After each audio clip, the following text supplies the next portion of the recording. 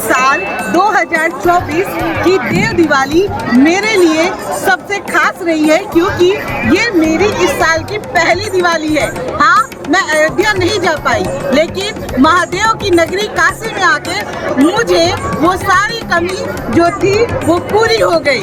बोलो नमः पार्वती पते। हर हर महादेव।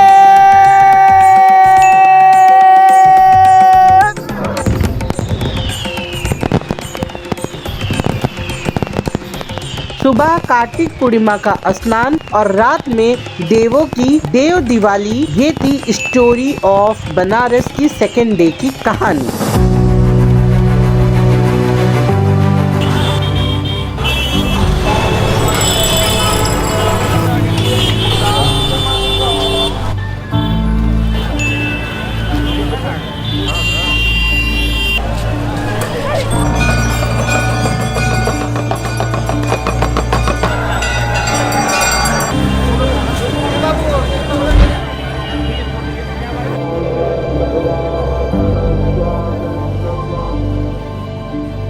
काशी जाने का मेरा 2 उद्देश्य था, जो कि देव दिवाली के रूप में कल रात में पूर्ण हो गया, और दूसरा उद्देश्य संपूर्ण ब्रह्मांड के स्वामी, जी हाँ, काशी विश्वनाथ बाबा के दर्शन की जो ललक थी अब वो पूरी होने जा रही है।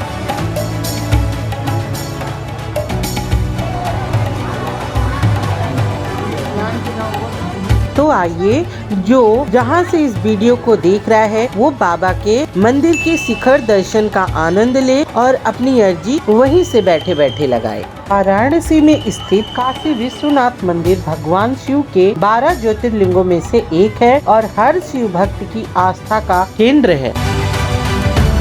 इसका इतिहास सदियों पुराना है और माना जाता है कि इसका निर्माण सबसे पहले राजा हरिश्चंद्र जी ने करवाया था, लेकिन समय के साथ इसे बार बार तोड़ा गया है और बनवाया गया है। वर्तमान मंदिर का निर्माण 1780 में महारानी अहिल्याबाई होलकर ने करवाया था। मंदिर के ऊपर जो सोने का शिखर है वह पंजाब के महाराजा रणजीत सिंह की देन है।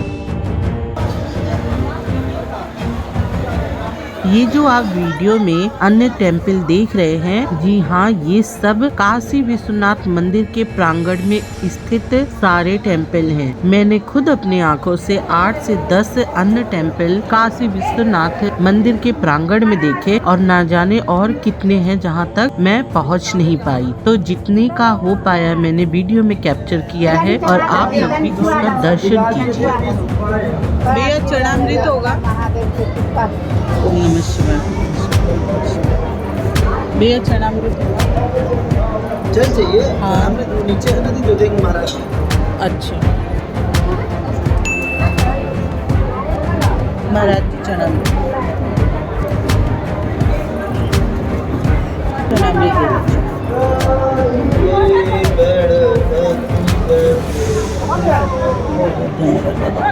हाँ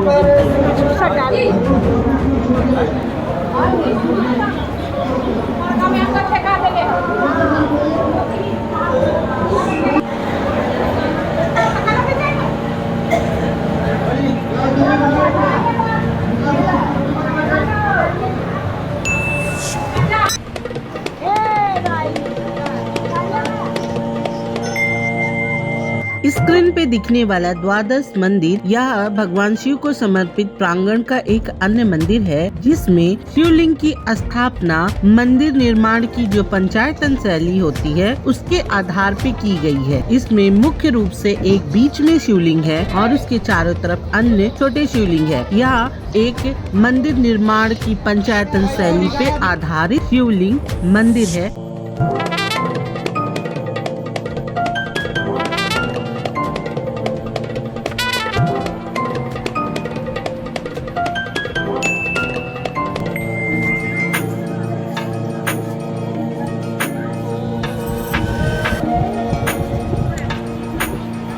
मंदिर के परिसर में घूमते घूमते मैं पीछे की ओर चली गई और जहाँ से मैंने विवादित ज्ञानवापी मस्जिद की एक झलक देखी और महसूस किया कि किस प्रकार से हमारे सनातन धर्म पे बार बार अनगिनत बार प्रहार करने की कोशिश की गई और हमारे सत्य को दबाने की कोशिश की गई। और कहा जाता है सत्य चाहे जितना भी कड़वा क्यों ना हो, सत्य को छुपाया नहीं जा सकता है। और हमारे प्रभु शिव जी के लिए तो कहा भी जाता है सत्यम शिवम सुंदरम।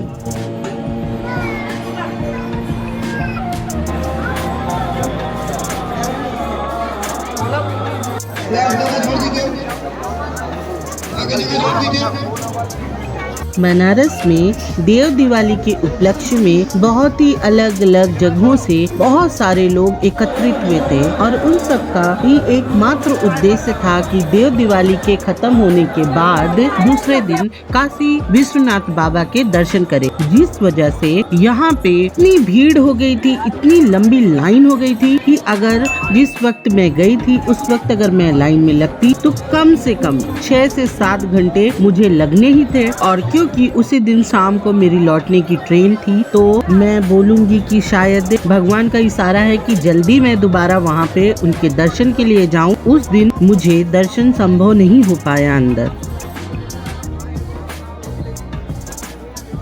भगवान के घर में देर है लेकिन अंधेर नहीं है। जी हाँ, जब एक रास्ता बंद होता है तो न जाने कितने रास्ते भगवान हमारे लिए खोल देता है। वैसे ही वर्चुअल रियलिटी केंद्र जो कि दुर्लभ दर्शन केंद्र के नाम से जाना जाता है, जो कि काशी विश्वनाथ के प्रांगण के कॉरिडोर में ही स्थित है और हमने वहां से 150 रुपए में मात्र टिकट कटा के काशी विश्वनाथ की स्थापना, किस प्रकार से उसका उद्यापन हुआ है, किस प्रकार से मंदिर को बनाया गया है, उसके पीछे क्या इतिहास रहा है, वो सब मुझे वर्चुअल के माध्यम से देखने का मौका मिला। और जितना सुंदर से मुझे उसमें मौका मिला देखने का, शायद उतने क्लोजली मुझे भगवान के दर्शन नसीब होते। तो सच कहते हैं, आप लोग भी एक बार वर्चुअल रियलिटी केंद्र से एक बार भगवान का दर्शन जरूर करके देखिएगा। मैं सच बता रही, इतना क्लोजली इतना अच्छा आपका अनुभव रहेगा, इसकी गारंटी मैं लेती। फिर क्या था, मैं ठहरी इमोशनल पर्सन वहाँ से निकलते ही सीधे भगवान के शिखर दर्शन के लिए जाके खड़ी हो गई और अन्य मंदिर में प्रणाम किया। अब धीरे धीरे काशी विश्वनाथ मंदिर से जाने का समय हो रहा था और यहाँ पे कॉरिडोर के बारे में आपको मैं थोड़ा बता देती हूँ। काशी विश्वनाथ मंदिर का स्वरूप और भी भव्य हो गया है जब से 2021 में पीएम मोदी द्वारा यहाँ पे काशी विश्वनाथ धाम कॉरिडोर का काम शुरू किया गया है। अब इसकी खूबसूरती पहले से बहुत बढ़ गई है और यह कॉरिडोर का जो मंदिर है वो ललिता घाट और गंगा नदी के साथ काशी विश्वनाथ टेम्पल को जोड़ता है, जो कि आप लोग इस वीडियो में देख पा रहे हैं।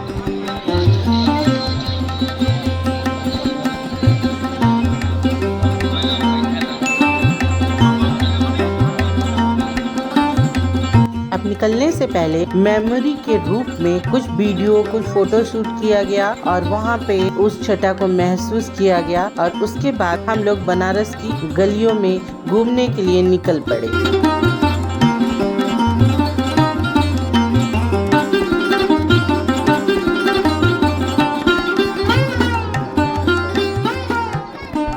अब घूमते घूमते लग गई थी बहुत तेज भूख, तो हमको बनारस की गलियों में कुछ मिले समोसे, चाट और जो भी वहाँ जो फेमस चीज होती है, हमने उसको एंजॉय किया। और भाई उसी समय हमें कुछ ऐसे नज़ारे देखने को मिले जिसकी वजह से माना जाता है कि काशी में मृत्यु प्राप्त करने वाले व्यक्ति को मोक्ष प्राप्त होता है। यही कारण है कि यहाँ हर साल लाखों श्रद्धालु यहाँ दर्शन के लिए आते हैं और बहुत सारे लोग आज भी आध्यात्मिक और पौराणिक महत्व को ध्यान में रखते हुए अपने जीवन के अंतिम दिनों को काशी में गुजारना पसंद करते हैं। सनातन धर्म में ये मानना है कि जिस व्यक्ति का मृत्यु बनारस की भूमि पे होता है उसे मोक्ष, जन्म, पुनर्जन्म के चक्करों से मुक्ति मिल जाती है।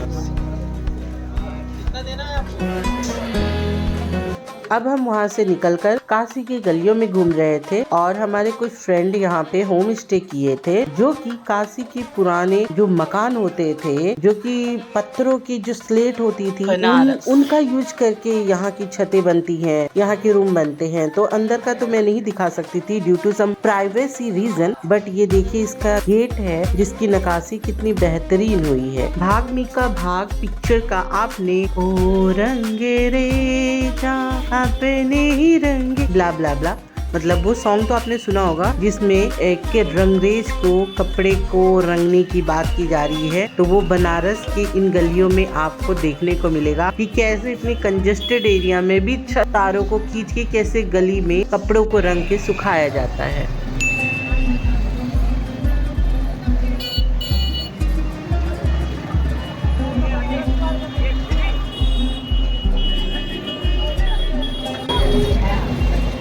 ये भी काशी विश्वनाथ बाबा का प्रवेश द्वार है और यहाँ भी पूरी लाइन और भीड़ भाड़ लगी हुई है।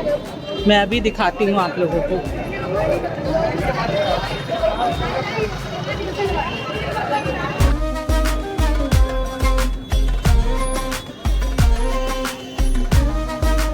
अब यहाँ से निकल के हम लोग सीधे अपने होटल गए, जहाँ पे हमने अपने लगेज रखे थे और वहाँ से रेडी होके फ्रेश होके थोड़ी देर रेस्ट करके हम शाम के लिए ट्रेन पकड़ने के लिए तैयार हो गए। और बिना ठंडाई ट्राई किए कैसे हम बनारस से चले आते, इसलिए हम रेडी होके सीधे ठंडाई को टेस्ट करने के लिए चले गए। और वहाँ के बाद नीता अंबानी जो अपने बेटे के अनंत अंबानी की शादी में टमाटर चाट लेके गई थी, उसको भी इंजॉय किया। गंगा आरती देखा स्क्रीन पे जो वहाँ पे चल रही। उसके बाद हम बनारस स्टेशन पे गए और ये मेरा वंदे भारत में पहला सफर था जो कि बनारस से पटना तक था। तो दोस्तों अब धीरे धीरे ये मेरे ब्लॉग का अंत होने जा रहा है। अब ट्रेन का डिटेल मैं उतनी अच्छे से नहीं ले पाई हूँ क्योंकि मैं पूरे दिन बहुत थक गई थी। तो ट्रेन में जाके अपनी सीट पे मस्त मोबाइल को चार्ज किया, हमको खाना मिला, खाना एंजॉय किया और देखते ही देखते, क्योंकि ट्रेन हमारी 1 घंटे लेट थी, तो जहाँ 12 बजे मुझे पटना पहुँचना था मैं 1 बजे रात में पटना पहुँच। और फिर इसी के साथ इस ब्लॉग का अब बनारस के जो डे 3 का अंत होता है। और अब किसी और सफर पे किसी और जानकारी के साथ हम फिर मिलेंगे। सभी को राम राम, राधे राधे।